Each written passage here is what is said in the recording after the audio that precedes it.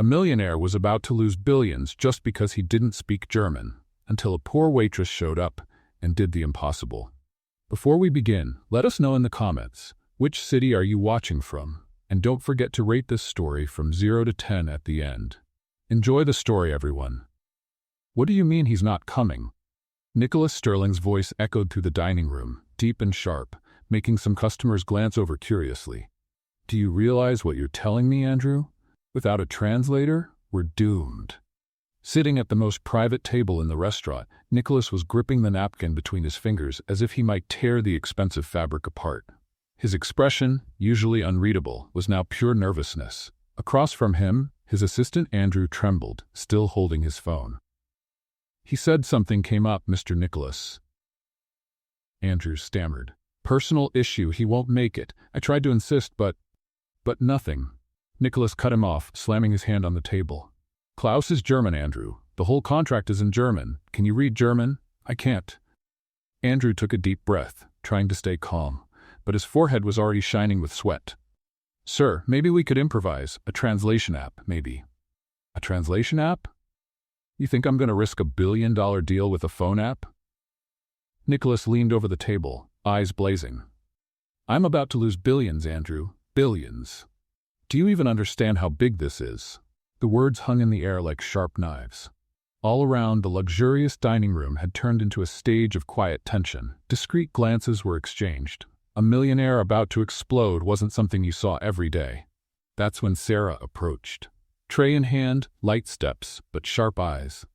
She had already picked up on the heated tone between the two men during her earlier visits to the table. Now, as she poured more wine into Nicholas's glass, she clearly caught the words German and billions in the air. She glanced at the two of them, a nearly collapsing assistant and a tycoon on the verge of a meltdown. A spark of boldness flashed in her eyes. Having language issues? She asked, as if making a casual remark. Nicholas turned sharply toward her, annoyed by the interruption. Yes, but it's nothing you can fix.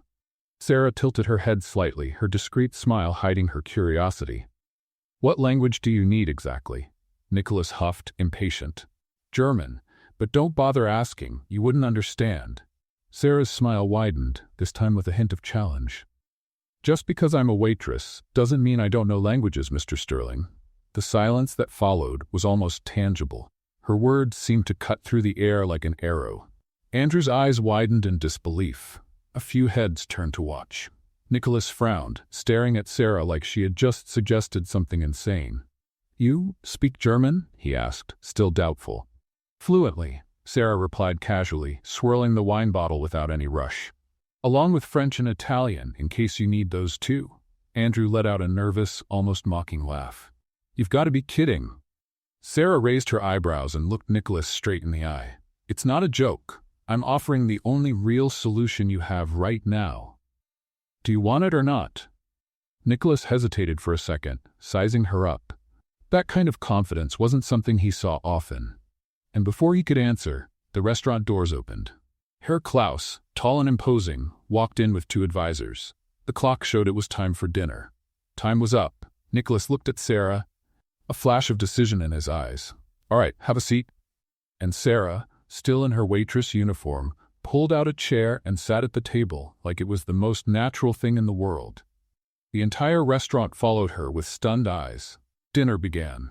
Herr Klaus greeted Nicholas politely, and Sarah, with a professional smile, translated every word in flawless German. Klaus raised his eyebrows, clearly surprised. Assistant Andrew said nothing, just watched. And slowly, Nicholas's panic began to shift into quiet relief. She guided the conversation like she'd been doing it her whole life. Within minutes, the two men were laughing, and Nicholas, still in disbelief, saw the deal moving forward. Half an hour later, Herr Klaus shook his hand, satisfied. The deal was done. Billions were saved. At that moment, Sarah caught a subtle signal from the restaurant manager, who was watching from a distance with a stern face. She politely excused herself from the table, but before she could leave, the manager quickly approached, his face red with indignation. How dare you sit at the client's table, Sarah? His voice was loud, drawing attention. You're a waitress. Just a waitress. Do you realize the scandal you're causing? You're fired. And Mr. Sterling, I apologize for this inconvenience, the manager added. Sarah opened her mouth to try and explain, but he didn't let her. Go back to the kitchen, get your things, and leave. She stayed quiet, holding back the urge to respond. But her eyes, still steady, turned to Nicholas. He had witnessed the whole scene. His expression hardened. Nicholas stood up, the air around him growing heavy. She's not going anywhere, he said, his voice low but sharp, and you're going to hear what I have to say before you open your mouth again. The entire restaurant froze. Everyone was now watching them. And Sarah, still unsure of what was coming next, felt her heart race. Nicholas Sterling stepped forward, his presence taking over the room. The manager, who just seconds ago had been shouting with authority, now seemed to shrink in front of the millionaire. Let me get this straight, Nicholas began, his voice dangerously calm. You're firing the person who just saved a multi-billion-dollar deal because she had the nerve to sit down? The manager swallowed hard, trying to keep some composure. Mr. Sterling, there are protocols, hierarchies that need to be respected. Protocols? Nicholas let out a dry laugh. You know which protocol I respect? Competence. And this woman, he pointed to Sarah, has more competence in her little finger than half the executives I know. Sarah watched the scene, switching between surprise and an almost uncontrollable urge to laugh. Seeing her ex-boss being torn apart by Nicholas Sterling was better than any revenge she could have imagined. Besides, Nicholas went on, now circling the manager like a shark, you publicly humiliated someone who was helping my business. Do you know what that says about your establishment? That you don't recognize talent when it's pouring wine right in front of you. The manager's face turned several shades of red. Some nearby customers watched in fascination, as if they were witnessing a live theater performance. I apologize, Mr. Sterling. Maybe I acted too quickly. Too quickly? Nicholas shook his head. You were incompetent. And do you know what I'm going to do now? The manager grew even paler, probably imagining harsh online reviews and losing wealthy clients. Nicholas turned to Sarah, who was still holding the empty tray, and said loud enough for everyone to hear, Sarah, I want you to come work for me. I need someone like you, be my official translator and personal assistant. The silence that followed was deafening. Andrew nearly dropped his phone. Herr Klaus, still sitting at his table, raised his eyebrows with interest. The manager looked like he'd been struck by lightning. Sarah blinked several times, processing the words. Then, with the same ease she used when serving wine, she replied, Are you out of your mind? I just lost my job because of you. Nicholas didn't flinch. No, you got a better job, with a salary that makes this place, he gestured vaguely toward the restaurant, look like tip money. Oh, so now you think you can just snap your fingers and I'll come running? Sarah crossed her arms, completely ignoring the fact that she was arguing with a billionaire in front of dozens of people. I'm not snapping fingers, Nicholas replied, nay, a hint of amusement in his voice. I'm making a professional offer. You proved yourself exceptional. I hire exceptional people. Sarah looked at the manager, who seemed on the verge of fainting, then back at Nicholas, who had that serious expression with a defiant spark in his eyes. Are you serious? She asked. Completely serious. You saved my business today. I want you on my team. Sarah bit her lip, clearly fighting a smile. Then, with a mischievous look that made the manager take a step back, she said out loud, Well, since I've already been fired, I'll accept, but on my terms. Nicholas tilted his head, intrigued. I'm listening. First, let's get out of here. It's getting awkward watching my ex-boss about to cry. Without waiting for an answer, Sarah took off her apron, tossed it on a nearby chair, and walked toward the exit. Nicholas, genuinely surprised by her boldness, followed after leaving a generous amount of cash on the table and nodding to Herr Klaus. Outside, the fresh New York night air greeted them. Sarah took a deep breath as if she could finally relax. So, Nicholas began, about those terms. Oh yes. Sarah turned to him, counting on her fingers. First, no coffee runs. If you want coffee, there's a machine in the office, or you can ask another assistant. Nicholas raised an eyebrow but nodded. Second, full freedom to speak my mind. If I think you're making a mistake, I'll say it. Interesting, he murmured. Third, never ever, under any circumstance, call me just an assistant. Either you accept that I'm a qualified professional, or you look for someone else. Anything else? Nicholas asked, clearly amused. That's all for now, but I reserve the right to add more rules if necessary. Nicholas extended his hand. We have a deal, Sarah. Thompson, she finished, shaking his hand firmly. Sarah Thompson. Welcome to Sterling Enterprises, Miss Thompson. Monday, 8 a.m. The address is on the card. He handed her an elegant business card.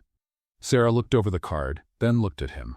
You do know I have no idea what a real personal assistant actually does, right? You pulled off $1 billion business dinner. I'm sure you'll manage. Yeah, I do have that special talent for getting into trouble, she said, putting the card away. See you Monday, boss. Nicholas, he corrected. In the office, it's Mr. Sterling, but between us, Nicholas is fine. Sarah waved as she walked away. Fine, Nicholas.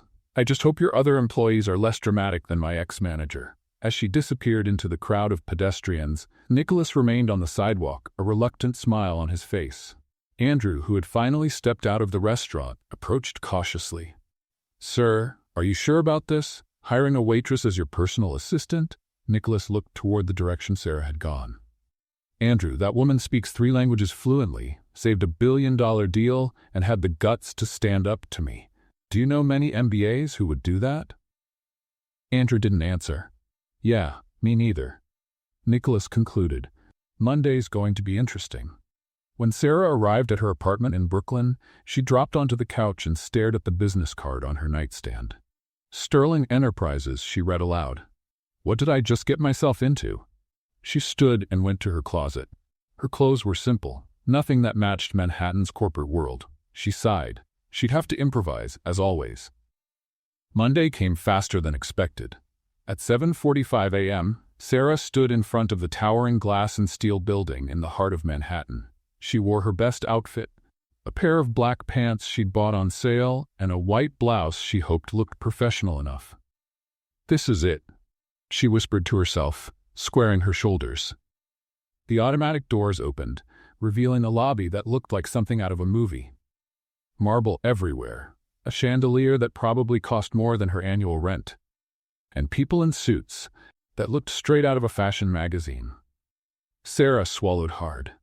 This definitely wasn't going to be easy, and she was about to find out that working for a demanding millionaire would be far more complicated than serving wine at an upscale restaurant.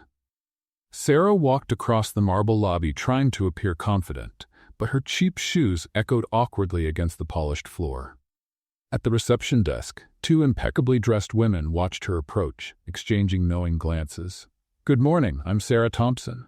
I'm starting today as Mr. Sterling's assistant, she announced, trying to ignore the whispers. The blonde receptionist typed quickly, frowned, then typed again. Thompson. Oh, here it is. Personal assistant. Her tone made it clear she was surprised. That's right, Sarah confirmed, keeping her smile steady. 42nd floor, executive elevator on the right. The receptionist pointed, still giving Sarah a head-to-toe evaluation. While she waited for the elevator, Sarah overheard fragments of conversation behind her. Sterling's personal assistant? Must be a mistake. Look at what she's wearing. Maybe she's related to someone? The elevator doors opened and Sarah stepped in, pressing the button harder than necessary. First day, and I'm already making friends, she muttered to herself. The 42nd floor was even more intimidating. Glass walls, sleek furniture, and an atmosphere that screamed power and money. Sarah barely had time to take it all in before a tall man in a flawless gray suit and perfectly styled hair approached her. You must be the waitress, he said, pronouncing the word like it left a bad taste. Former waitress, Sarah corrected. Now I'm a personal assistant, and you are. Richard Blackwood, Chief Operating Officer and Mr. Sterling's right-hand man for 5 years. He walked around her as if inspecting.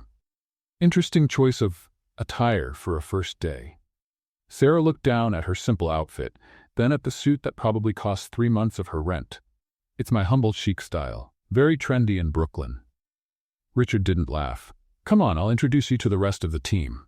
He started walking, speaking over his shoulder. Everyone, listen up. This is Sarah Thompson, Mr. Sterling's, how should I say, last-minute translation hire. About a dozen faces turned to look at her. Sarah could practically feel the judgment in the air. Nice to meet you, she said, giving a small wave. I'm the waitress who saved billions, and you are. She paused dramatically. Oh, right, the people who needed a waitress to save billions. An awkward silence filled the room. Then someone at the back let out a muffled laugh. Another followed. Richard looked visibly annoyed. Very funny, he said flatly. Let's see how long that sense of humor lasts around here. Good morning, everyone. Nicholas Sterling's voice cut through the tension. He was standing at his office door watching the scene. I see you've all met Sarah. Yes, sir, Richard answered. I was just explaining the company protocols. I'm sure you were, Nicholas said, a hint of amusement in his voice. Sarah, my office. We need to go over your schedule. Sarah followed Nicholas, but not before winking at the group. Nice meeting you all. Can't wait to work with you. Nicholas's office was exactly what she expected. Huge, with a panoramic view of Manhattan and furniture that probably cost more than a car. Have a seat, he said, pointing to a chair. How are you feeling? Like a zebra in a stable full of racehorses, Sarah replied honestly. Nicholas almost smiled. Richard can be territorial. Don't take it personally. Territorial? He looked at me like I was a ketchup stain on a Monet painting. You have a unique way of describing things, Nicholas said, handing her a tablet. Here's your schedule. Meetings, appointments, everything you need to know. Sarah scrolled through the screen. Investor meeting, London branch conference, lunch with the board. She stopped. Wait, meeting with Japanese investors? Today at 3? Yes, last-minute opportunity. Very important. Sarah bit her lip. Nicholas, I have to be honest. He raised an eyebrow. My Japanese isn't as fluent as my German. I know some words, basic phrases, but a full business meeting. Nicholas's face grew serious. Are you saying you can't do it? I'm saying I'll have to get creative, Sarah replied. I can use some words I know and, well, Google Translate exists for a reason. Google Translate? In a business meeting? Look, I know it's not ideal, but with my basic knowledge and a bit of tech, I can make it work. I've handled worse. Nicholas studied her for a moment. You saved my German deal. I trust you. Thank you. Throughout the morning, Sarah moved through tasks, surprising some and annoying others. When a document in French came in, she translated it in minutes. When someone needed to talk to an Italian supplier on the phone, she handled it smoothly. She's like a linguistic Swiss Army knife, one of the secretaries said during lunch. More like a ticking time bomb, Richard muttered as he walked by. At 2 o'clock, Sarah was organizing the documents for the Japanese meeting when Richard showed up at her makeshift desk. You know, there are specific protocols for Japanese meetings, he said. Bows, business cards, hierarchy. Things a waitress probably wouldn't know. I know about bows, Sarah interrupted. 15 degrees for casual, 30 for respect, 45 for deep respect or apology. Business cards with both hands, receive and examine carefully before putting it away. Never in the back pocket. Richard blinked, surprised. I worked tables at a fancy restaurant, Richard. Had clients from all over the world. I picked up a few things. Before he could reply, Nicholas appeared. Sarah, I need you in the conference room. The Japanese guests arrived early. Sarah quickly grabbed her phone, already opening Google Translate. Discreetly, of course, she whispered to herself. Richard followed, clearly expecting a disaster. In the conference room, 3 Japanese executives were waiting. Sarah took a deep breath, gave a respectful bow, and said in basic Japanese, Welcome to Sterling Enterprises. It's an honor to have you here. The executives seemed pleasantly surprised. One of them answered quickly in Japanese. Sarah smiled, understanding only half of what was being said. Discreetly, she typed a few keywords into her phone under the table. They're thanking us for the warm welcome and mentioning something about a tech proposal? She translated to Nicholas. The meeting went on, with Sarah switching between her limited knowledge, contextual clues, and quiet phone searches. Surprisingly, it worked. The Japanese guests seemed more amused than offended by her obvious effort to communicate. Your Japanese is interesting, one of them said with a smile. Thank you. I'm still learning, but my Google Fu is excellent, Sarah replied, showing her phone. To everyone's surprise, the Japanese guests laughed. The ice was broken. An hour later, the meeting ended successfully. The investors left satisfied, leaving behind a preliminary proposal. I can't believe that actually worked, Richard muttered.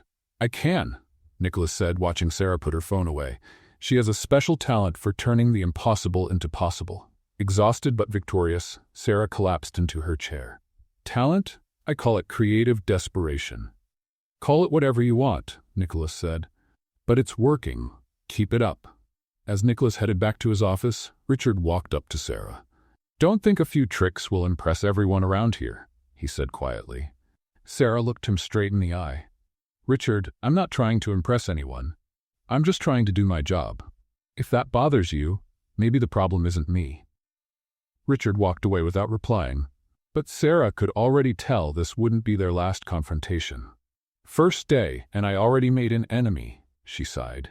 At least the Japanese liked me. She looked out the window at the city below. Working here wouldn't be easy, but since when did she choose the easy path?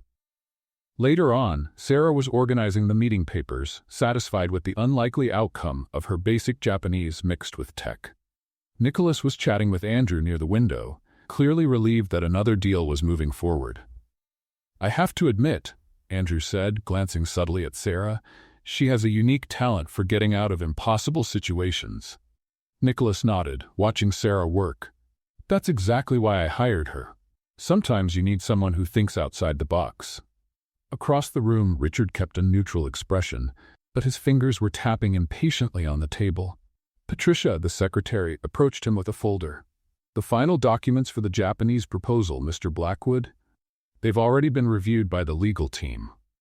Richard took the folder, flipping through it quickly. Great. I'll take one last look before we send it out. Sarah walked over to the main table, where the preliminary contracts were. Years of waiting tables had taught her to pay attention to detail. One wrong order could ruin an entire evening. That habit was proving useful in the corporate world now. She picked up the first document, scanning the terms in both English and Japanese. Something caught her eye. Wait a second, she murmured, frowning. Is there a problem? Nicholas asked, coming closer. Sarah pointed to a clause. This percentage here, it says 30%. But I'm sure the Japanese mentioned 13% during the meeting. Must be a typo, Richard said quickly, appearing out of nowhere. I'll have it fixed. It's not just that, Sarah went on, turning the page. Here it says the delivery deadline is 18 months, but they specifically asked for 8 months. And this exclusivity clause, she paused, rereading. This would give them rights to all our technology, not just the specific project. Nicholas's face turned serious. He grabbed the document, reading it carefully. My God, she's right. If we had sent this, we would have lost the deal and probably ended up in a legal mess, Andrew added, pale. Sarah kept checking the other documents. Here's another one. The investment amount is missing a zero. It says 50 million instead of 500 million. How did this get past legal? Nicholas asked, his voice tight with restrained anger. Patricia looked horrified. I don't understand. I received these documents directly from the system, already approved. Sarah noticed something odd. In the corner of the page, there was a faint digital watermark, a timestamp showing when the document was last edited. These were changed, she did a quick calculation, 40 minutes ago, after they left legal, but before they got here. A tense silence filled the room. Well, Sarah said, trying to lighten the mood, at least we caught it before sending. Can you imagine the look on the Japanese team's faces, getting a proposal that asks them to work for free for a year and a half and also give us full rights to all their future ideas? They'd think we were joking. Some of the employees laughed nervously, but Nicholas remained serious. Andrew, I want a full investigation. Someone tried to sabotage this deal. It could have been an honest mistake, Richard suggested. The system glitches sometimes. Mistake? Sarah picked up another document. Then look at this mistake. The termination clause completely favors the other party, and this paragraph literally says we give up any compensation if the contract is broken. How are you spotting all this so quickly? Patricia asked, genuinely impressed. Sarah shrugged. I spent years memorizing complicated orders from picky customers. I want a latte with almond milk, but only 1/3 almond, 2/3 soy, extra foam, but not too hot, 3 pumps of sugar-free vanilla, but add half a spoon of brown sugar, not the white one. Compared to that, business contracts are easy. Despite the tension, Nicholas almost smiled. All right, Sarah, I need you to rewrite all these documents with the correct terms. Patricia, work with her. Andrew, I want to know exactly how this happened. Richard quickly offered. I can oversee the document corrections. That won't be necessary, Nicholas said firmly. Sarah can handle it. Richard's face stayed neutral, but Sarah noticed a tight muscle twitch in his jaw. Over the next 2 hours, Sarah worked carefully through the documents with Patricia at her side. At first distant, the secretary gradually warmed up. You know, you're not what I expected, Patricia commented. Let me guess, you thought I wouldn't know the difference between a memo and a menu? Patricia laughed. Something like that. Sorry for the judgment. No hard feelings. I'd probably feel the same if my boss hired someone straight from a restaurant. As they worked, Sarah began to notice patterns in the errors. They weren't random, they were strategically placed to look accidental, but cause major damage. Patricia, can you check who last accessed these files in the system? Let me take a look. Patricia typed quickly. That's odd. The log only shows a generic system user. But that shouldn't be possible. Everyone's supposed to log in with personal credentials. Sarah kept that detail in mind. Someone had tried to cover their tracks, but not completely. By the end of the day, with the corrected documents sent, Sarah decided to dig a little deeper. She stayed after hours, saying she was tidying her desk. Once the office emptied, she logged into the computer. Her tech skills were basic, another unexpected benefit of having to fix the restaurant's ordering system when the tech guy took too long. She navigated through the system logs, looking for anything strange. Bingo, she whispered when she found it. There were irregular logins to the system, always around important meetings. The pattern was clear. Someone had been sabotaging deals on purpose. But why? Working late on your first day? Sarah almost jumped out of her chair. Richard was standing in the doorway watching her. Jesus! Richard! Trying to give me a heart attack? Sorry, I saw the lights on and came to check. He walked in, his steps silent on the carpet. Find anything interesting? Just getting familiar with the system, Sarah said, quickly closing the windows. Richard stepped closer, too close for comfort. You know, Sarah, this is a complex corporate environment. It's not like waiting tables. Sometimes people with no experience misread situations. Are you suggesting something? Only that it's wise to stick to your assigned tasks. Leave the investigations to those with experience. Sarah stood up and faced him. Funny, because those with experience almost let mistakes worth millions slip through. Richard's smile was cold. Everyone makes mistakes, some bigger than others. For example, it'd be a shame if someone found out about your interesting past. My past? Just an observation. Good night, Sarah. He left, leaving her with a knot in her stomach. Sarah grabbed her things, her mind racing. Richard knew something, or he was bluffing. More importantly, was he the one sabotaging things? In the elevator, she ran into the night security guard, a kind older man named Harold. First week's always the hardest, he said, noticing her tired expression. You have no idea, Harold. Mind if I give you some advice? I've worked here 20 years. Seen a lot of people come and go. The ones who last are the ones who learn how to play the game, but never forget who they are. Sarah smiled. Thank you, I'll remember that. As she walked toward the subway, Sarah reflected on the day. She had saved another deal, but had discovered something much more troubling. Someone was actively trying to harm Nicholas's company. The question was, why? And more importantly, how did Richard know about her past? Her phone buzzed. It was a message from Nicholas. Excellent work today. The Japanese team was impressed with the revised documents. You have a sharp eye for detail. Sarah smiled and typed back. Thanks. Heads up. I think we have a bigger problem than typos. His reply came quickly. We'll talk tomorrow. And Sarah, be careful who you trust. She put the phone away, Nicholas's warning echoing in her mind. The corporate world was definitely more dangerous than waiting tables. At least there, when someone wanted to stab you in the back, they usually did it with a salad fork, not forged documents. The next day promised to be even more interesting. And Sarah had the feeling Richard was just getting started. The next morning, Sarah arrived at the office with a strange feeling in her stomach. Nicholas's warning about trust and Richard's veiled threat from the night before still echoed in her head. She tried to shake off the negative thoughts while organizing her desk. Good morning, Sarah. Patricia greeted her. genuinely friendly after the previous day working together. Ready for another day of hunting for errors? Always ready, Sarah replied, forcing a smile.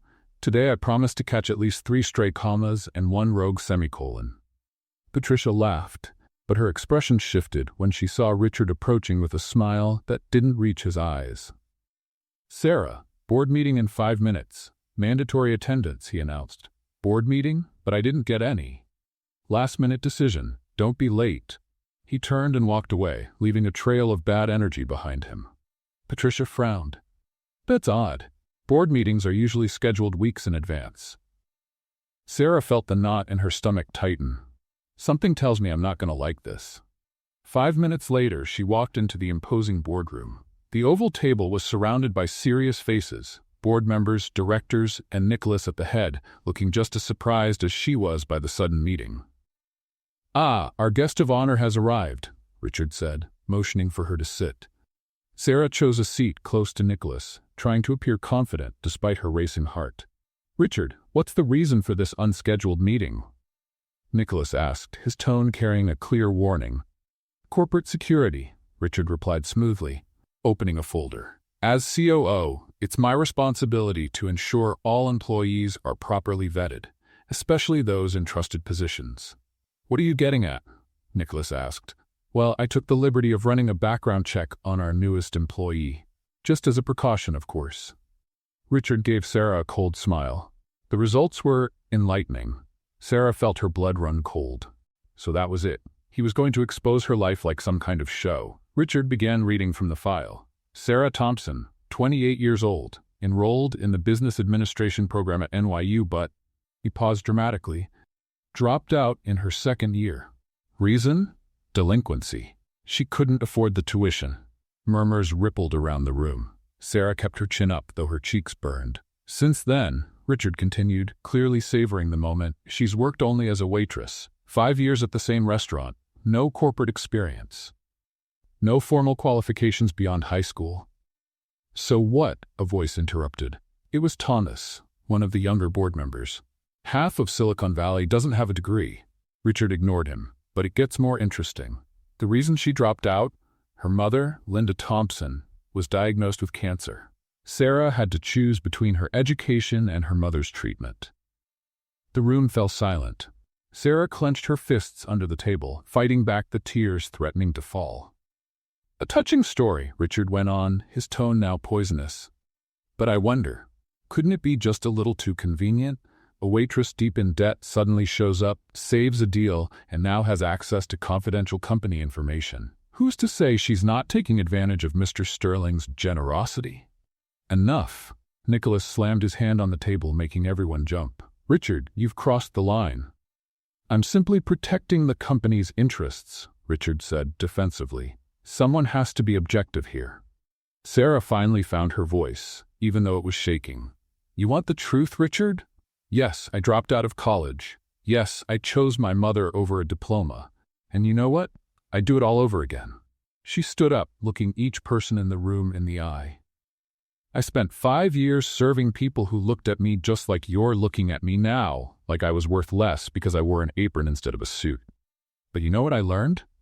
I learned languages by listening to customers. I learned negotiation by mediating between a hot-headed chef and impossible clients. I learned how to read people, how to solve problems, how to think on my feet. Her voice grew stronger. I don't have an MBA, that's true, but I saved 2 deals in 2 days. How many MBAs in here can say the same? Pretty words, Richard replied. But how do you explain someone with no experience spotting mistakes that our legal team missed? Maybe because she herself. Choose your next words very carefully, Richard. Nicholas's voice was ice cold. Are you suggesting Sarah is involved in some kind of scheme? I'm just raising legitimate questions. Nicholas stood up slowly. Let me raise a few questions myself. Why are you so invested in discrediting someone who's been helping the company? Why this unauthorized investigation? And what makes you think you have the right to expose an employee's personal life like this? Nicholas, an older board member, Margaret Whitman, interjected. Richard may have been harsh, but his concerns are valid. The young woman has no formal qualifications. Qualifications? Nicholas nearly laughed. Do you know what I see when I look at Sarah? I see someone who sacrificed her future for her family, who worked tirelessly to support her sick mother, who taught herself 3 languages, who has the courage to sit across from billion-dollar investors and make the impossible look easy. He looked straight at Sarah. Talent doesn't come from diplomas. It comes from results, and she's proven her worth more than some people here with walls full of certificates. The room was divided. Some board members looked thoughtful, others skeptical. Thomas and a few younger directors nodded in agreement. That's very touching, Richard said, but emotion doesn't protect the company from risk. Do you know what the real risk is? Sarah cut in, her patience finally gone. People like you, who'd rather protect their egos than recognize real talent, who are so afraid of change, they sabotage anyone who doesn't fit the mold. How dare you? I'm not done, Sarah continued. Yes, I'm a former waitress. Yes, I'm drowning in medical bills. And yes, I'm learning as I go. But at least I'm honest about it. What's your excuse for being a... Sarah, Nicholas gently touched her arm. That's enough. She took a deep breath, realizing she was shaking. Sorry, I need some air. Sarah left the room quickly, ignoring the stares. Out in the hallway, she leaned against the wall, finally letting a few tears fall. Here. She looked up and saw Nicholas offering her a handkerchief. Is the meeting over? She asked, taking it. I sent everyone home. Richard will be having a serious talk with HR about professional conduct. Sarah let out a bitter laugh. He wasn't wrong, you know. I really am just a waitress pretending to understand this world. Nicholas leaned against the wall next to her. Want to know a secret? Half the people in that room inherited their positions. Born into wealth, given every opportunity. You fought for every step. That doesn't make you less. That makes you stronger. Why are you being so kind to me? Sarah asked, wiping her eyes. Because I recognize a fighter when I see one. And because... He paused, choosing his words carefully. Because you remind me that success isn't just about numbers and contracts. It's about people. They stood in silence for a moment. Sarah felt something shift between them, a connection that went beyond the professional. You know, she said finally, trying to lighten the mood, my mom always said I had a terrible habit of talking too much when I'm nervous. I guess I proved her right today. Nicholas smiled. You stood up for yourself. I admire that. Thanks for standing up for me in there. Always. The moment was interrupted by Andrew rushing down the hallway, his face pale. Mr. Sterling, we have a serious problem. I just got a call from the Wall Street Journal. They have our confidential documents. Someone leaked our expansion strategy for Asia. They're asking for a statement. Nicholas went rigid. What documents exactly? The full plans, financial projections, potential partners, everything. If they publish it, our competitors will have our entire strategy, Nicholas finished. When did they call? 5 minutes ago. The reporter said he received the documents anonymously this morning. Sarah and Nicholas exchanged a look. The morning had started with a personal attack on her. Now, a leak that could cost the company millions.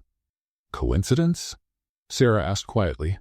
I don't believe in coincidences, Nicholas replied, his face set in determination. Andrew, call the cybersecurity team. I want to know exactly how these documents got out. As Andrew rushed off to carry out the order, Nicholas turned to Sarah. Looks like someone's playing dirty. The question is, why? Sarah thought of Richard, his unauthorized digging, his veiled threats. I think I know where to start looking. Be careful, Nicholas warned.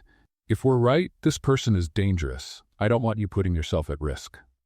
Sarah almost laughed. After having her life exposed and humiliated in public, a little corporate investigation felt almost relaxing. Nicholas, I survived 5 years dealing with drunk customers, hot-headed chefs, and lousy tips. I think I can handle a backstabbing executive. But as they returned to the office, Sarah couldn't shake the feeling that things were about to get much more complicated. The leak was too serious to be just petty revenge. Someone wanted to destroy Sterling Enterprises, and Sarah was caught right in the middle of it. News of the leak spread through the office like wildfire. In less than an hour, everyone knew that confidential documents about the Asian expansion had made their way to the press. The atmosphere, already tense after the board meeting, became absolutely suffocating. Sarah was at her makeshift desk, trying to process everything. when she heard Richard's sharp voice echoing down the hallway. "It's just too much of a coincidence," he declared for anyone within earshot. "An ex-waitress gets hired, gets access to sensitive files, and suddenly our plans are leaked to the media?"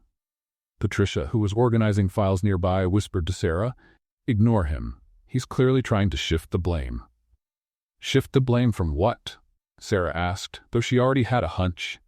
Before Patricia could answer, Richard appeared at Sarah's desk, followed by several curious executives.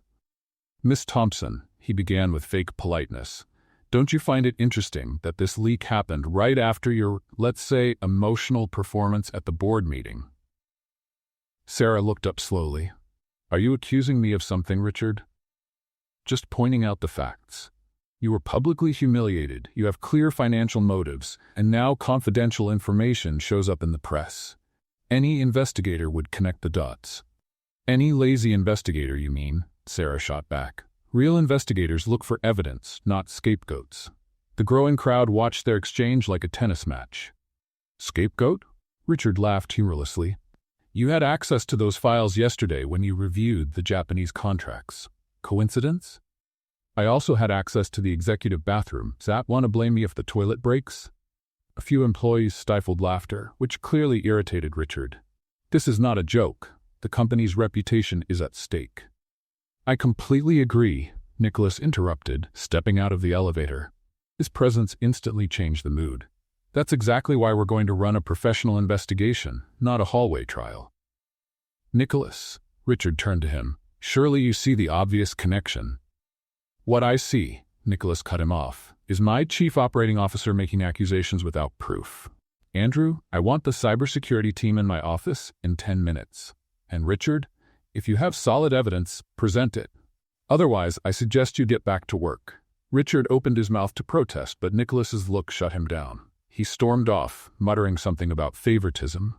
The crowd slowly dispersed, leaving Sarah and Nicholas mostly alone. "Thank you," she said softly. "Don't thank me yet. This is serious. The Wall Street Journal is set to publish the story tomorrow, unless we get a court order."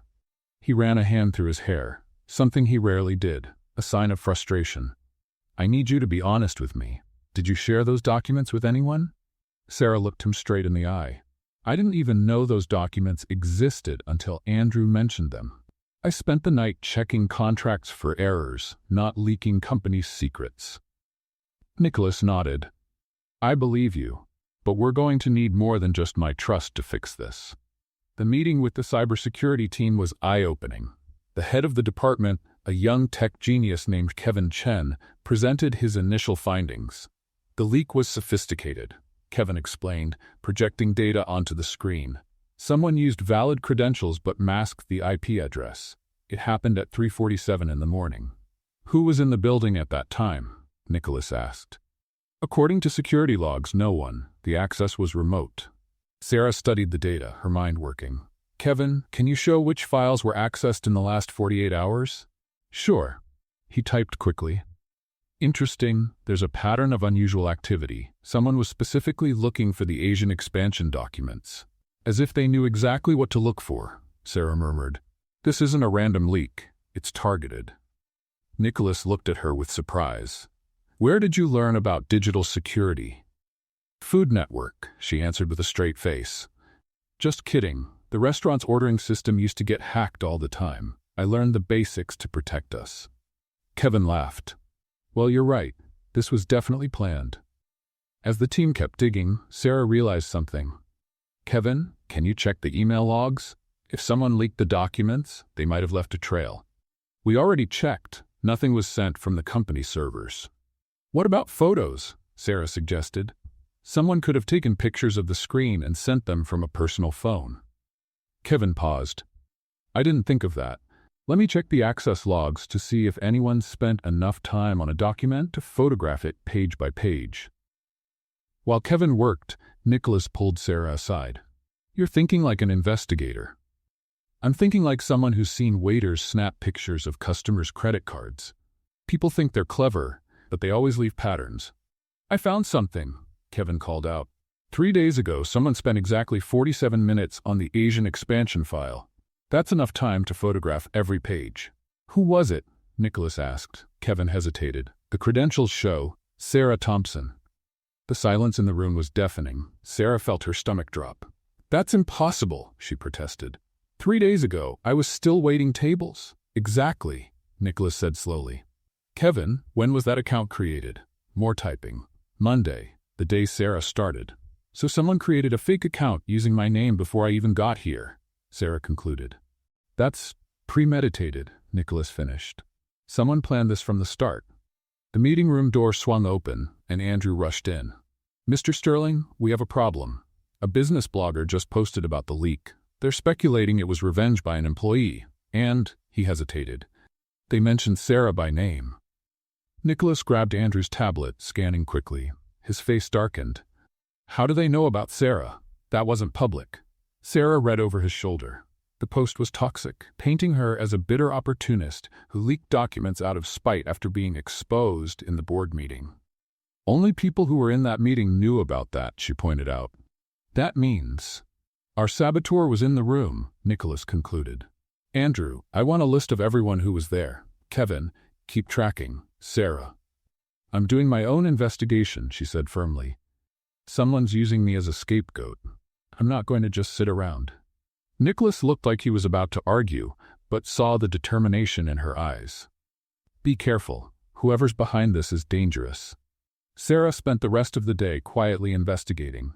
She used her observation skills, sharpened from years of reading customers, to spot suspicious behavior. Richard avoided eye contact.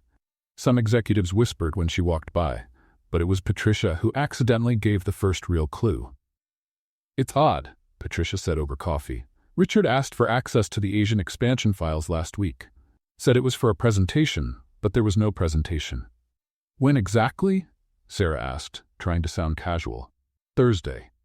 I remember because my computer froze and he was furious about the delay. Sarah filed that away. Thursday was 1 day before she got hired. The pieces were starting to fit. That night, Sarah stayed late again, this time with permission. Nicholas had given her full system access to help with the investigation. You should head home, Nicholas said, finding her still working at 8 o'clock. You've been here since early morning. So have you, she pointed out. Besides, I'm used to long shifts. At least here, nobody throws food at me when I'm late. He pulled up a chair, sitting beside her. How are you holding up? Sarah stopped typing. Honestly, I'm furious. I've worked hard my whole life, and now I'm being accused of something I wouldn't even have the tech skills to pull off if I wanted to. Don't underestimate your skills. You've been surprising me since day one. Thanks for the vote of confidence, but hacking systems is a bit different than memorizing complicated orders. They shared a brief, comfortable silence before Nicholas spoke again. You know, when I built this company, I thought the hard part would be landing clients, closing deals. I never imagined I'd have to deal with internal sabotage. Welcome to the real world, Sarah said with a half smile. At the restaurant, sabotage was more direct. Salt instead of sugar, lost orders in the kitchen.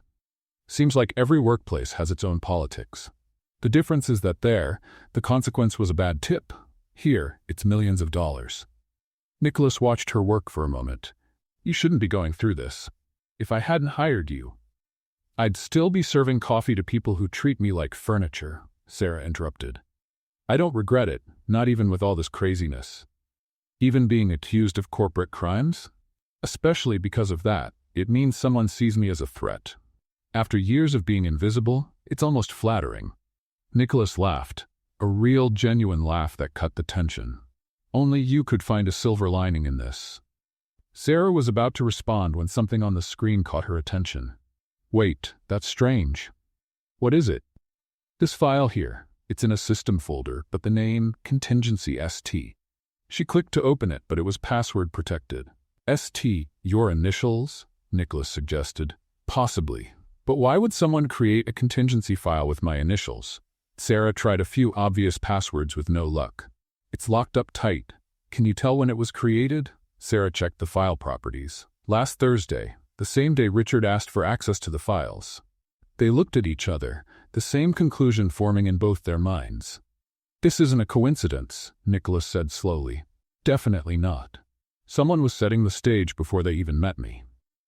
Sarah saved the file path. I need Kevin to crack this.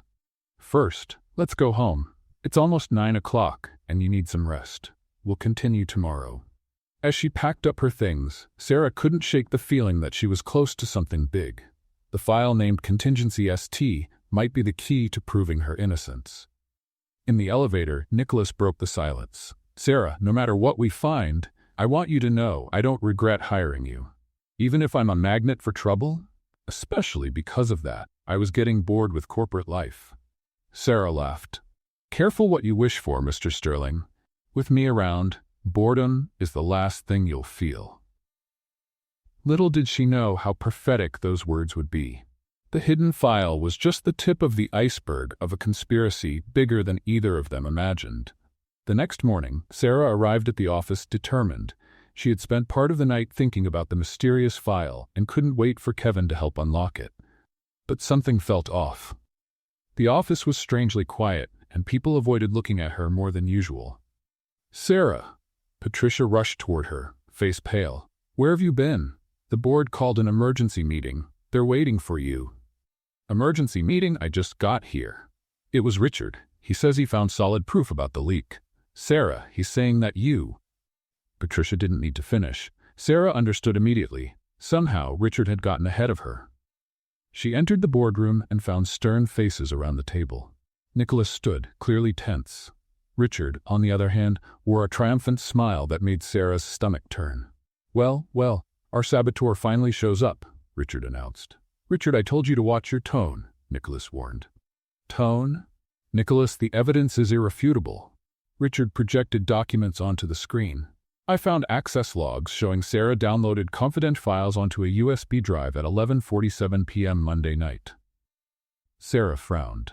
Monday night, I was home watching reruns of cooking shows and eating leftover lasagna. I don't even have a company-issued USB stick. Exactly what a guilty person would say, Richard shot back. Margaret Whitman, the senior board member, adjusted her glasses. Miss Thompson, can you prove where you were?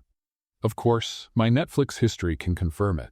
I watched 3 back-to-back episodes of Under Pressure Kitchen. I can even tell you who got eliminated. Some of the board members looked puzzled by her unexpected answer. That's not evidence, Richard insisted. Anyone can leave the TV on. True, Sarah agreed. But I doubt anyone could tweet sarcastic comments about the contestants while supposedly hacking corporate systems. I have the timestamps. She reached for her phone, but Richard cut her off. Too convenient. Besides, I found more. He clicked to the next slide. This email was sent from Sarah's account to an anonymous address with the documents attached. Sarah studied the screen. Richard, this is ridiculous. First, who commits corporate crimes using their own email account? Second, look at the grammar in that message. Please find attach the confidential document. I may be a former waitress, but I know how to conjugate verbs. Maybe you wrote it that way on purpose, Richard suggested.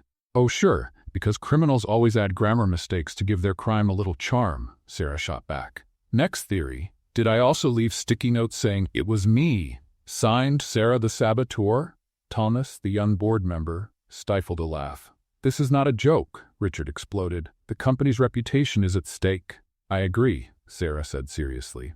Which is exactly why we should be looking for the real culprit instead of wasting time with made-up accusations. Made up? Richard turned red. I have system logs right here. Kevin Chen raised his hand cautiously. May I take a look at those logs? Richard hesitated. That's not necessary. They're authentic. I'm sure they are, Kevin said diplomatically. But as head of digital security, I need to verify all the data. Nicholas jumped on the opportunity. Good idea, Kevin. Go over everything. While Kevin reviewed the data on his laptop, Sarah decided to take a risk. You know what I find curious? Last night, Nicholas and I found a file called Contingency ST, created last Thursday, before I was even hired. Richard's face lost color for a split second before he regained composure. Irrelevant. Probably an old system file.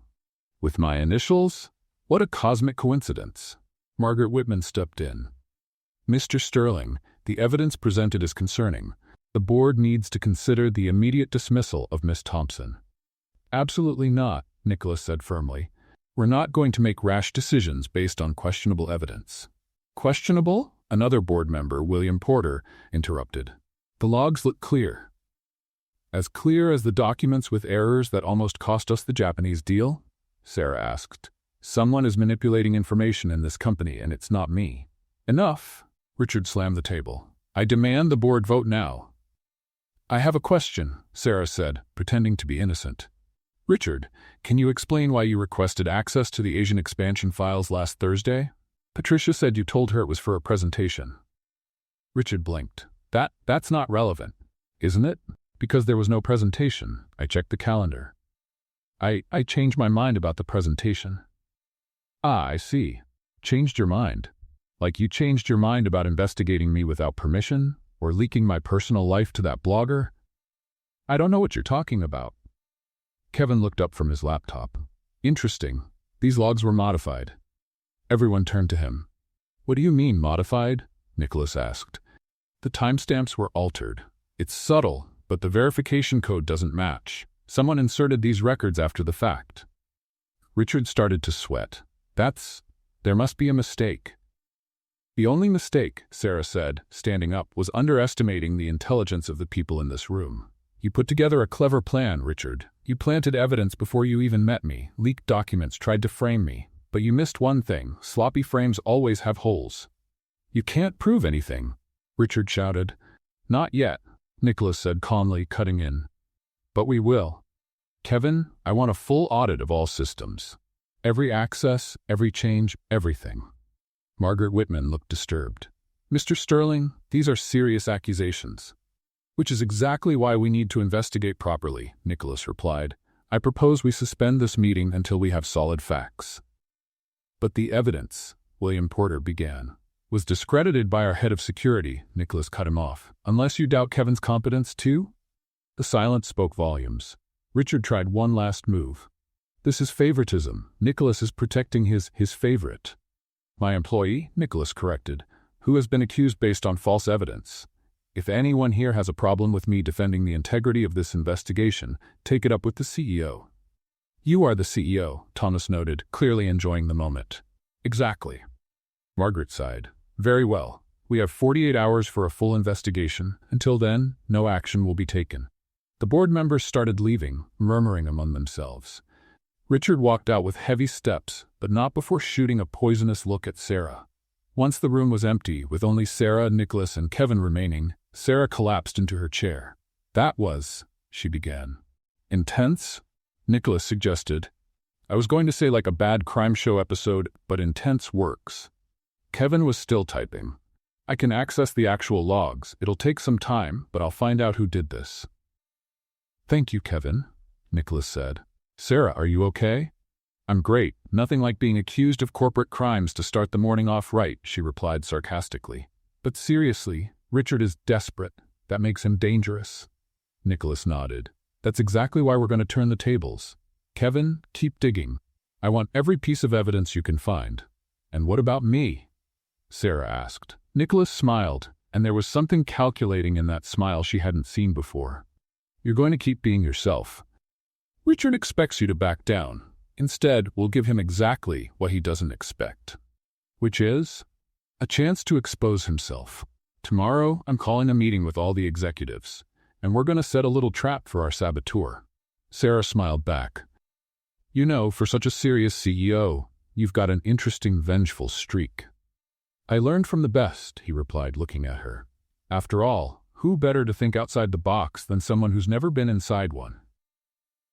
As they left the room, Sarah felt a mix of relief and anticipation. The battle was far from over, but at least now, they were striking back. And if there was one thing she had learned from years working in restaurants, it was that the best dish is always served at the right moment. The next day, the main conference room at Sterling Enterprises was packed. Nicholas had called every executive, manager, and director to what he labeled an emergency strategy meeting. Sarah watched from her seat near the door, noting how tense Richard looked, adjusting his tie over and over.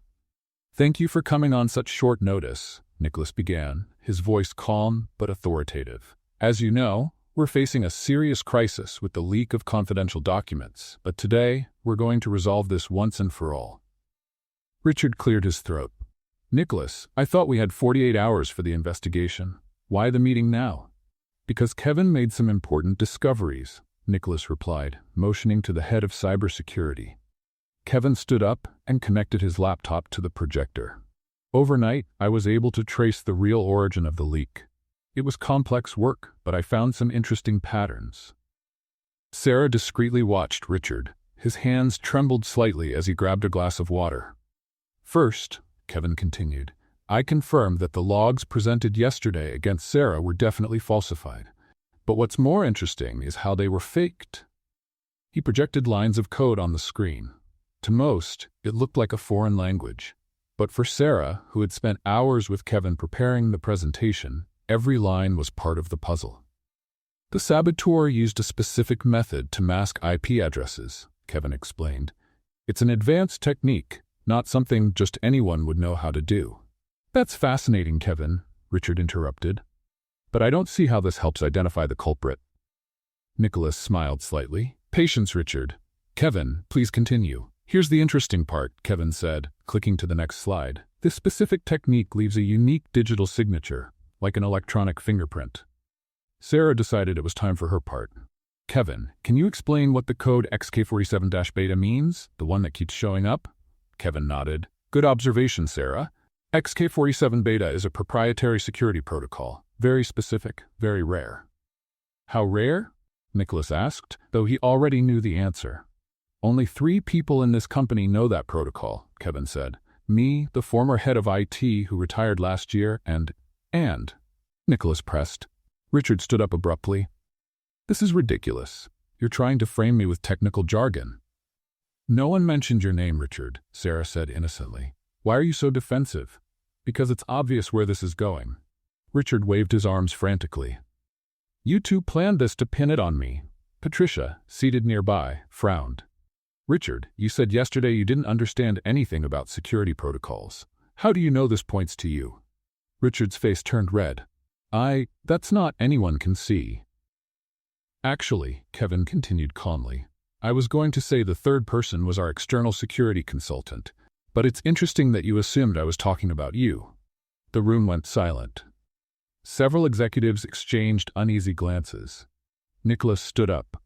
Richard, do you have something you'd like to tell us? I don't have to say anything. Richard was clearly panicking now. This is a setup. Sarah obviously conspired with you all. Oh sure, Sarah said, folding her arms. I, the waitress without a degree, conspired to create complex security protocols I can't even pronounce. Makes perfect sense. A few executives laughed nervously. Let's try something different. Nicholas suggested. Richard, can you explain to everyone exactly what the XK47 beta protocol is? Richard swallowed hard. It's an encryption system. What kind of system? Kevin asked. A sophisticated system. Sophisticated how? Sarah added. Like a double espresso kind of sophisticated, or quantum physics sophisticated? Stop making fun of me, Richard burst out. Interesting, Kevin muttered, typing quickly. Because XK47 beta isn't an encryption system, it's a tracking protocol. I made up the name 5 minutes ago. The revelation hit like a bomb. Richard turned pale as a sheet. But you said, Richard stammered. I said it was a proprietary protocol. You assumed the rest, Kevin explained.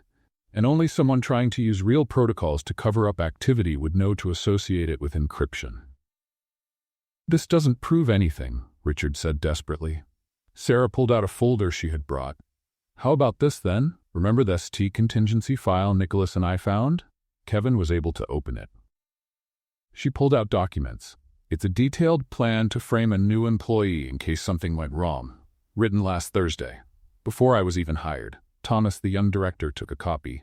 This is your digital signature on the document, Richard. Forged, Richard shouted. It's all forged. Funny, Patricia cut in. You were so sure the evidence against Sarah was real yesterday. Now that it's pointing at you, suddenly everything is forged? Andrew, who had stayed quiet until now, raised his hand. May I add something? Richard asked me last week for information about the candidates for the personal assistant role. Said it was for security purposes. I thought it was odd at the time. You wanted to know who Nicholas would hire, Sarah concluded. So you could prepare your scapegoat. Richard looked around the room, realizing he had lost all support. You don't understand. Nicholas is ruining this company with his impulsive decisions.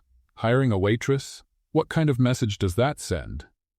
The message, Nicholas said coldly, is that I value competence over pedigree, something you clearly don't understand.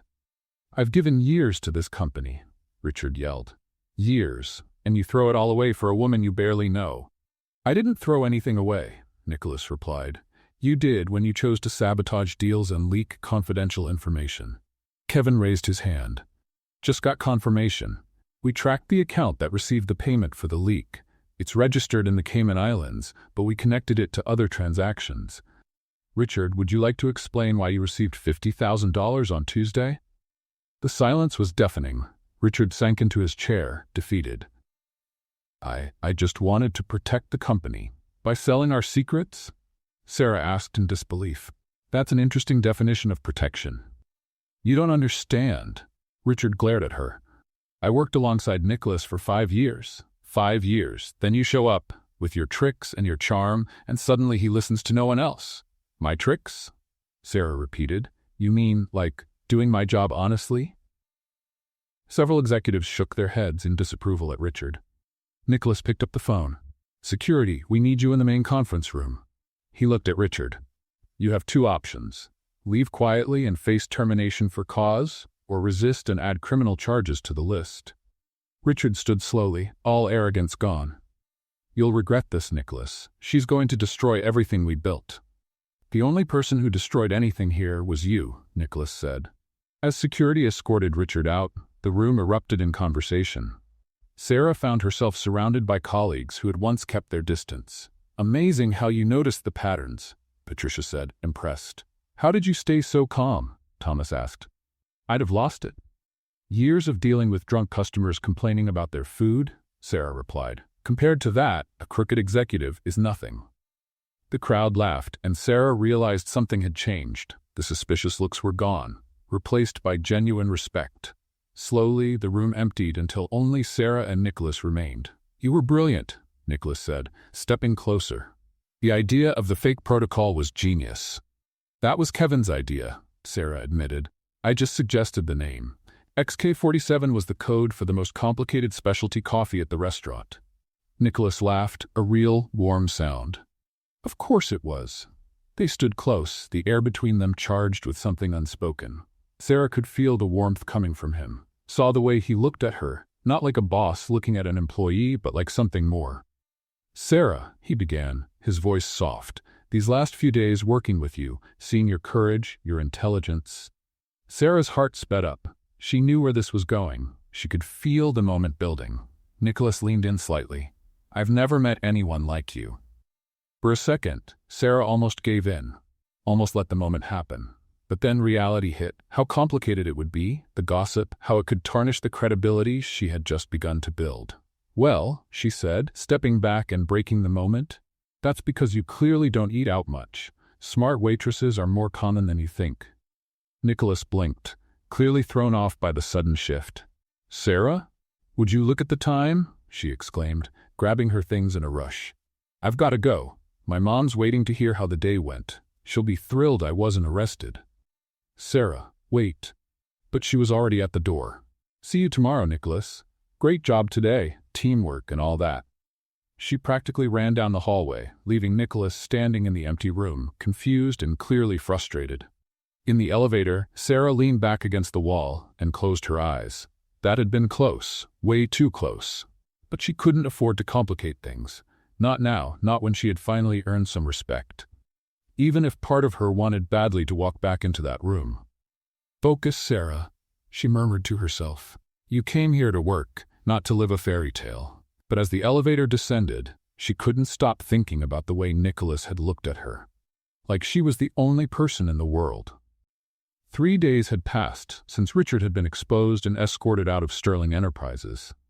The office now ran with a new sense of ease without the constant tension he used to bring. Sarah had settled into a comfortable routine, finally accepted by the team. But there was still something in the air between her and Nicholas, an unresolved tension since that almost moment in the conference room. It was on a Thursday afternoon that Nicholas appeared at her desk, hands in his pockets, looking strangely nervous. Sarah! Do you have plans for tonight? She looked up from the report she was reviewing. Let me check my packed schedule. Netflix, leftover Chinese food, and maybe trying to convince my imaginary cat to like me. Why? I'd like to have dinner with you. Before she could protest, he added quickly, not a business dinner, just dinner. Sarah felt her stomach tighten. Nicholas, please, I promise it won't be anywhere fancy, no judging waiters or French menus. She couldn't help but smile. Where then? It's a surprise, but I can guarantee you won't need to Google the names of the dishes. Against her better judgment, Sarah agreed. All right, but if someone shows up with a violin, I'm leaving. At 7 o'clock, Nicholas picked her up in front of the building. Sarah had expected a limousine, but he was driving a regular sedan, wearing jeans and a simple shirt. It was the first time she'd seen him out of his corporate uniform. Wow, she said as she got in. You own normal clothes. I'm shocked. I can also tie my own shoes, he replied, smiling. The surprise got even better when they stopped in front of a small Italian restaurant in Brooklyn. The place was cozy, with checkered tablecloths and candles and empty wine bottles. How do you know this place? Sarah asked as they walked in.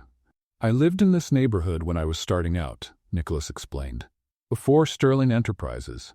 Before all of it. I ate here 3 times a week because it was the only place that let me pay at the end of the month. They sat at a table in the corner, and Sarah realized she was seeing a completely different side of him. So the great Nicholas Sterling was once broke like me? She teased. Worse, at least you had a steady job. I lived off freelance gigs and instant noodles. The waiter, an older Italian gentleman, recognized Nicholas immediately. Nicky? It's been ages? The usual lasagna? Nicky? Sarah repeated, delighted. Oh, this is pure gold. Nicholas blushed slightly. Giuseppe, this is Sarah. Sarah, Giuseppe kept me fed during the lean years. Any friend of Nicky's is welcome here, Giuseppe declared. I'll bring the house special for both of you. While they waited for the food, the conversation flowed naturally. Without the formality of the office, Nicholas was surprisingly relaxed, almost funny. So, Sarah said, taking a sip of wine, why did you bring me here? You could have impressed me with some 5-star place. Nicholas grew serious. Because I wanted you to see who I really am. Not the CEO, not the millionaire, just me. And who are you, Nicholas Sterling? He thought for a moment. A guy who worked hard, got lucky, and lately has been realizing that success doesn't mean much if you're alone at the top. Sarah played with her napkin.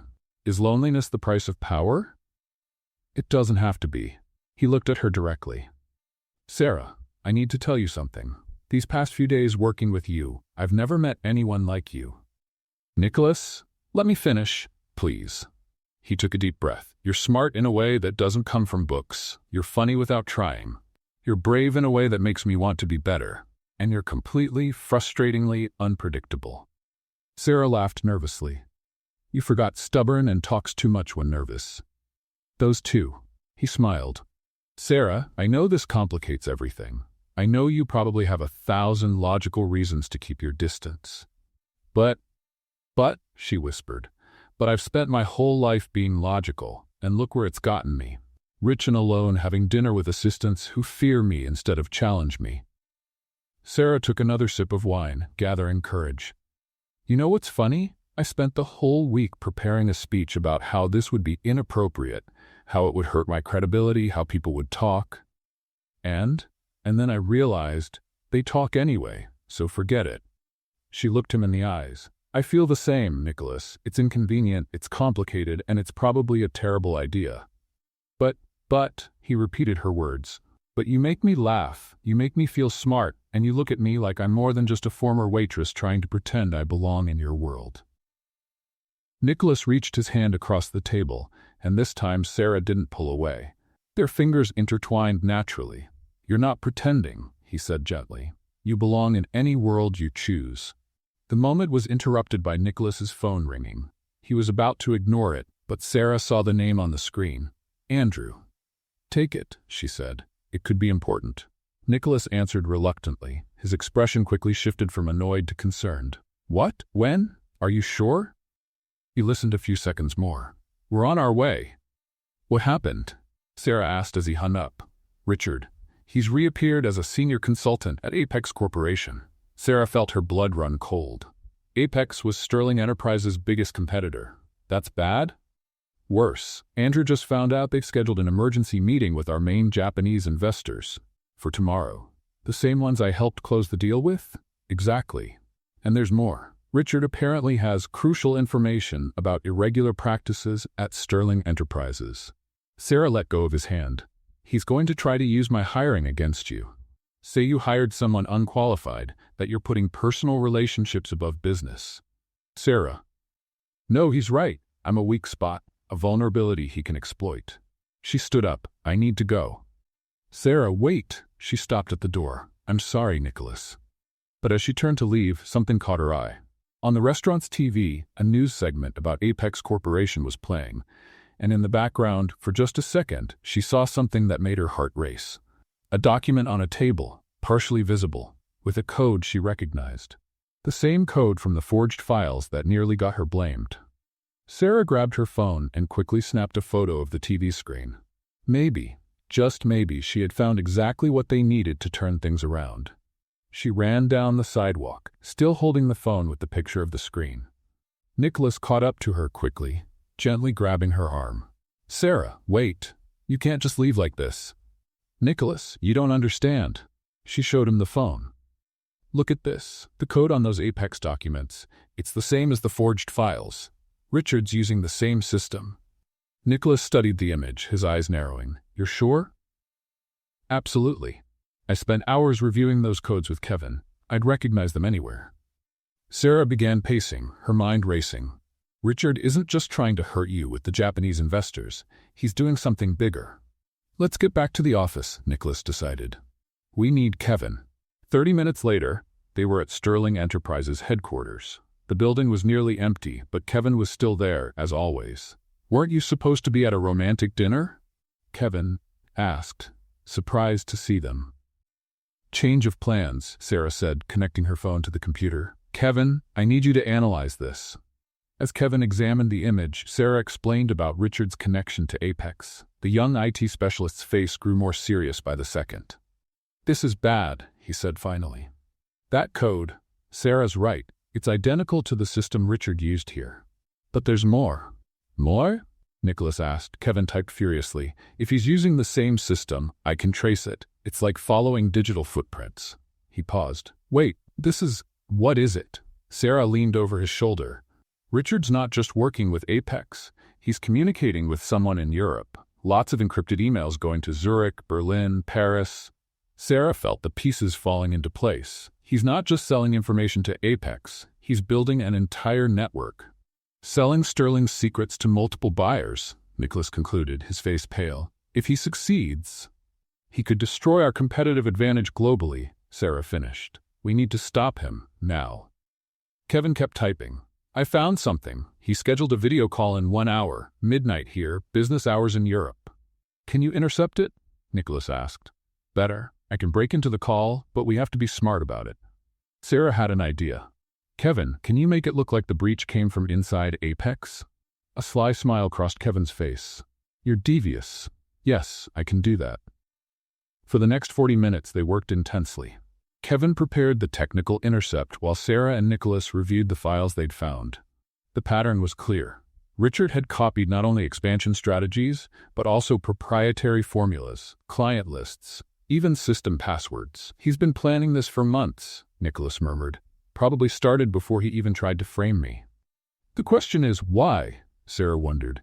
It's not just about money. This is personal for him. Jealousy, Nicholas said simply. He always wanted to be CEO. When he realized he never would be, he decided to tear everything down. Connecting, Kevin announced. Total silence now. The screen came to life. Richard appeared, adjusting his camera. Soon, other windows opened. Executives from various European companies. Gentlemen, Richard began in English, then switched to German. Thank you for joining me. Sarah whispered translations to Nicholas as Richard continued. He was offering full packages of Sterling Enterprises information, including future projects not yet announced. The price is $5 million per regional package, Richard said. A small price for what I'm offering. One of the Europeans replied, How do we know your information is legitimate? Richard smiled. Because I worked beside Nicholas Sterling for 5 years. I know every secret, every weakness, for example. He started listing specific details only an insider would know. Sarah clenched her fist. It was worse than they imagined. "Kevin," she whispered, "can you record everything?" Kevin nodded, his fingers flying across the keyboard. The meeting went on for another 20 minutes, with Richard negotiating prices and outlining details. Then one of the Europeans asked the crucial question, "And what about the assistant? This Sarah Thompson, isn't she a risk?" Richard laughed. "That waitress? Please. She barely knows how to turn on a computer. Nicholas hired her for, let's say, non-professional reasons. She's no threat." Sarah felt Nicholas tense beside her, but she touched his arm, asking him to stay calm. "In fact," Richard continued, "she's perfect for our plans. When Sterling Enterprises collapses, everyone will blame the incompetent girl Nicholas put in a position of trust. 2 birds with 1 stone." "That's enough," Sarah whispered. "Kevin, can you trace the locations of all participants?" "Already done. I have IPs, addresses, everything." "Perfect. Now let's end this." Sarah picked up Nicholas's phone and dialed a number. "Andrew, it's Sarah. I know it's late, but I need you to wake up our contacts at Interpol." "Yes, international police. We've got an active case of international corporate espionage happening right now." While Sarah coordinated with Andrew, Nicholas called the legal department and contacts at regulatory agencies. Richard's video call continued, unaware of the storm closing in. "So we're agreed?" Richard asked the Europeans. "Transfers tomorrow, delivery of information within 48 hours?" Before anyone could respond, Kevin made his final move. Richard's screen began to flicker. "What is?" Richard tried to type, but his screen froze. Then, to his horror, a recording of everything he had said in the last 30 minutes started playing out loud. No. He tried to shut it down, but Kevin had taken full control. The European executives' windows began closing one by one, clearly in panic. Nicholas's phone rang. It was the head of security at Apex. "Mr. Sterling, we've just uncovered unauthorized activity from our servers. It seems one of our new consultants." "Richard Blackwood," Nicholas finished. "Yes, we know. And we have everything recorded." Within an hour, the story had exploded. Richard was arrested at his apartment, still trying to delete evidence. The European executives faced investigations in their own countries. Apex Corporation publicly cut ties with Richard, claiming they had no knowledge of his actions. Back at the office, Sarah, Nicholas, and Kevin watched the news, feeling a mix of relief and exhaustion. "You did it again," Nicholas said to Sarah. "You saved the company. You saved everything." "We did it," she corrected. "Teamwork, remember?" Kevin stood up, stretching. "Well, my job here is done. I'm going home before another crisis shows up." Left alone in the office, Nicholas turned to Sarah. "About earlier, at the restaurant." Nicholas. "No, let me say this." He stepped closer. "You risked everything to protect this company, to protect me. And it's not the first time. Sarah Thompson, you are the most incredible woman I've ever met." Before she could respond, Nicholas pulled her into his arms and kissed her. It was a kiss full of promise, of possibility, of everything they hadn't said out loud. When they finally pulled apart, they were both breathless. "This is a terrible idea," Sarah whispered, though she didn't step back. "Probably," Nicholas agreed, smiling. "But the best things in life usually are. Sarah, I want you by my side, not just as my assistant, as my partner in everything. Are you asking me out in the middle of an international corporate crisis? Is there a better time? We just took down a corporate villain together. It's practically a typical date for us." Sarah laughed, the sound echoing through the empty office. "You're crazy." "Crazy about you," he corrected. "So what do you say?" Sarah pretended to think. "Well, considering I'll probably keep saving your company on a regular basis, it might make sense to make this official. Is that a yes?" "What? It's a let's see where this goes," she said, pulling him into another kiss. As the sun began to rise over Manhattan, casting golden light across the office, Sarah thought about how much her life had changed, from waitress to corporate hero, from invisible to indispensable. And now, girlfriend to the CEO. "What did I get myself into?" she murmured against Nicholas's lips. "The greatest adventure of your life," he answered. Sarah had to agree. 6 months had passed since that early morning when Sarah and Nicholas finally admitted how they felt. Sterling Enterprises was thriving, with Sarah officially promoted to Director of International Relations, a position created just for her unique skills. The company had never been better, and their relationship, despite a few early doubters, only made them stronger both personally and professionally. It was a regular Tuesday, or at least that's what everyone thought. The main conference room was full for the quarterly investor meeting. Sarah was presenting the results of the Asian expansion, which had exceeded every expectation. As you can see in the charts, she pointed to the screen, our growth in the Japanese market rose 47% this quarter. The partners we signed 6 months ago are... Sarah? Nicholas suddenly interrupted, standing up from his chair. She paused, confused. Nicholas never interrupted her during presentations. Yes? Sorry to interrupt, but there's something I need to do right now. The room went silent. Investors, executives, and staff exchanged puzzled looks. Andrew looked especially alarmed. Nicholas, we're in the middle of an investor presentation, Sarah whispered, trying to stay professional. I know. He walked over to her, and to everyone's absolute shock, got down on one knee. A soft gasp came from Patricia in the back of the room. Oh my God, Sarah murmured, her hand flying to cover her mouth. Nicholas pulled out a small velvet box from his pocket. Sarah Thompson, you came into my life serving wine and saving billions. You turned my cold corporate world into something vibrant and real. You taught me that success without joy is failure, that laughter is worth more than protocols, and that sometimes the best business decisions come from the heart. Tears began forming in Sarah's eyes. Around the room she could hear emotional sighs. You've saved my company more times than I can count, Nicholas went on. But more importantly, you saved me from myself, from a life of loneliness at the top. So in front of everyone who witnessed our unlikely journey. He opened the box, revealing a ring that sparkled under the room's lights. Sarah Thompson, will you marry me? For a moment, Sarah was speechless, rare enough that Kevin whispered, Mark the date to Thomas. You're proposing to me in the middle of a quarterly meeting? She finally managed to say. Seemed fitting, Nicholas replied, still on one knee. We met during a business meeting, and now we have plenty of witnesses, so you can't back out later.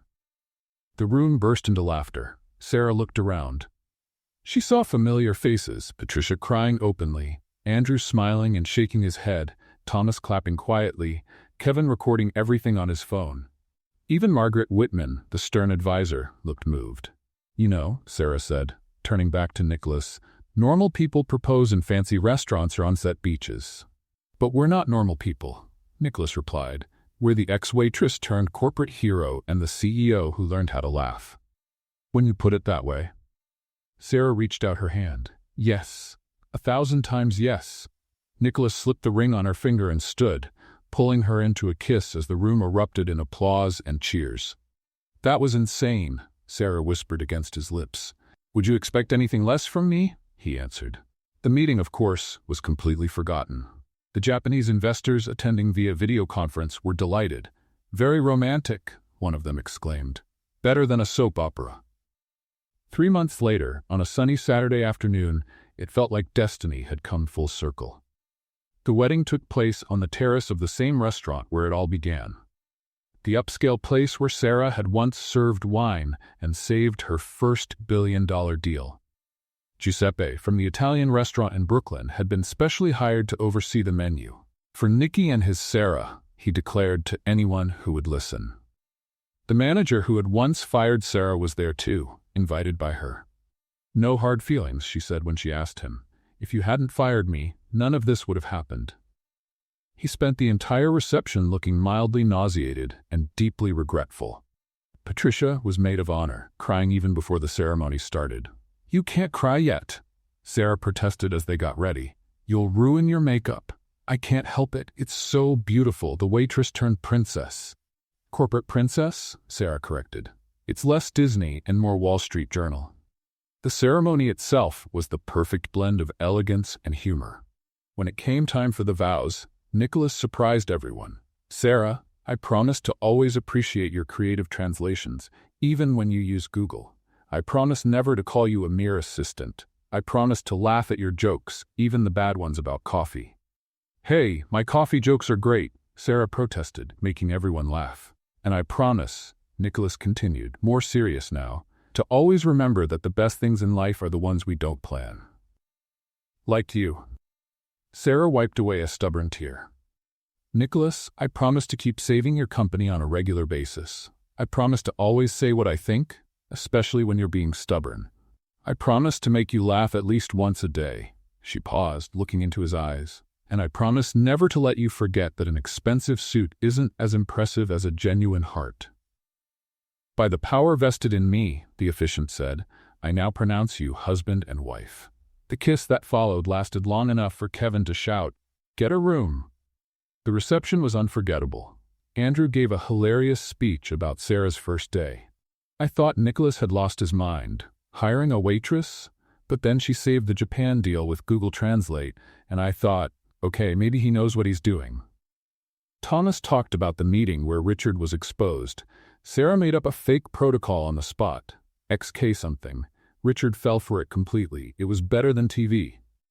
Kevin showed a video of Sarah's greatest hits at Sterling Enterprises, featuring her funniest comebacks and the moments she left arrogant executives speechless. But the most touching moment came when Harold, the night security guard, approached Sarah during the party. Remember what I told you on your first day? He asked her. About playing the game, but never losing who you are. How could I forget? You did better than that, he said, emotional. You changed the whole game, and you taught all of us how to play better. The night went on with dancing, laughter, and plenty of Italian food, courtesy of Giuseppe. Sarah had changed out of her wedding dress into something simpler for dancing, but she kept the veil because it goes with sneakers, as she explained to a horrified Patricia. You know, Nicholas said as they danced under the stars, when I walked into that dinner almost a year ago, I never imagined it would end like this. Married to the waitress? Sarah teased. Married to the most amazing woman in the world, he corrected, who just happened to be a waitress. Was, and proudly, she said. By the way, I can still balance 3 plates on each arm. Very handy for family dinners. Nicholas laughed. I can't wait to see that. Near midnight, as the guests started saying their goodbyes, Sarah and Nicholas slipped away to the empty terrace. The city sparkled below them, full of possibilities. So, Mrs. Sterling, Nicholas said, pulling her close. Any regrets? Just one, Sarah replied. He frowned, concerned. What is it? Not asking for a raise before agreeing to marry the boss. Nicholas laughed, spinning her in his arms. I think we can work something out. Good, because I have a few ideas to improve our meetings, starting with real coffee. He silenced her with a kiss. And Sarah thought there was no place in the world she'd rather be. The former waitress who dared to sit at the table with the powerful. The CEO who learned that success means more when it's shared. Together, they proved that sometimes the best deals are the ones made with the heart. What did you think of Sarah and Nicholas's story? Leave your thoughts in the comments. Rate this story from 0 to 10. What score would you give it? Don't forget to subscribe and hit the bell so you won't miss any of our stories. And check out more emotional stories by clicking here on the final screen.